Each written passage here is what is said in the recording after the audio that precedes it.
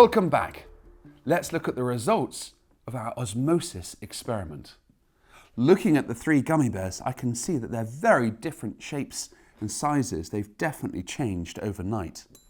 These have been in the solutions for about 24 hours, so it's now time to measure and weigh the gummy bears once more. Well, looking at the three beakers, I can see that the gummy bears are very different sizes. Let's start with the one in the concentrated salt solution. I'll pick him out carefully with these tweezers and put him on the scales. So, when we put him in, he weighed 2.2 grams.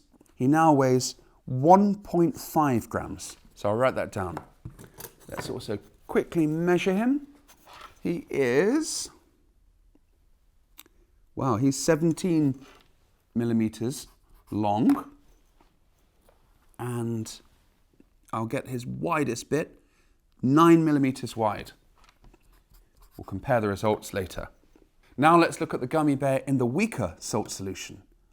Very carefully, I'll bring him out and put him on the scales. Wow, he weighs 4.8 grams. So I'll write that down here. And measures 28 millimeters long by 14 millimeters wide. Now let's look at the gummy bear in the pure water. There's no salt in this beaker at all. Let's pop him down there. Wow, he weighs 5.7 grams. And he measures 36 millimeters long and approximately, it's a bit difficult measuring these squishy gummy bears, but we'll do our best, 16 millimeters wide. Now let's look at the results. So the gummy bear in the really concentrated salt solution, he weighed 2.2 grams when we put him in that solution, and now weighs 1.5, so he's lost 0.5 grams. And he measured 21 millimeters long and 12 millimeters wide. He now is just 17 millimeters long and 9 millimeters wide. So he's actually shrunk both in terms of size and in weight. Now let's look at the gummy bear in the weaker salt solution. When we put him in there, he weighed 2.3 grams, but now weighs 4.8 grams. So he's expanded and is now heavier. He also is larger. When we put him in, he was 22 millimeters long and 11 millimeters wide. And he's now 28 millimeters long and 14 millimeters wide. So he's definitely grown in both weight and in size. But the biggest change definitely has been the gummy bear that we put in pure water with no salt at all. When we put this guy in, he weighed 2.3 grams and he now weighs 5.7, so he's nearly doubled in weight. And he's also expanded in size. When we put him in the water, he measured 22 millimeters long and 12 millimeters wide, and now is 36 millimeters long and 16 millimeters wide. So he has also expanded significantly in size. Did you work out why the gummy bears have changed in these different ways?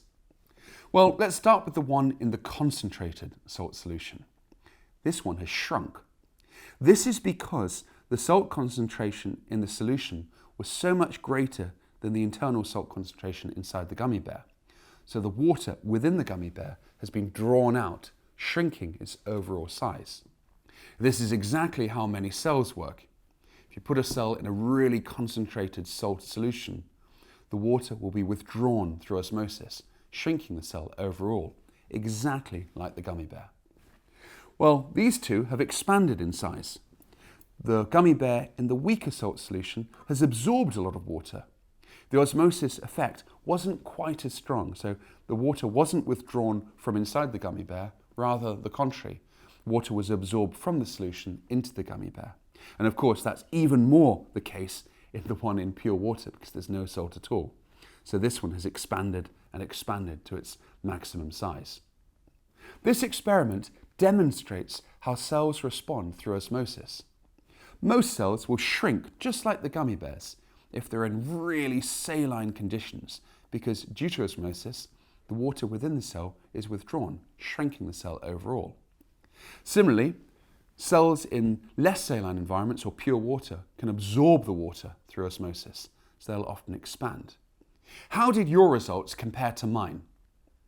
Let's now find out who submitted entries and what they found.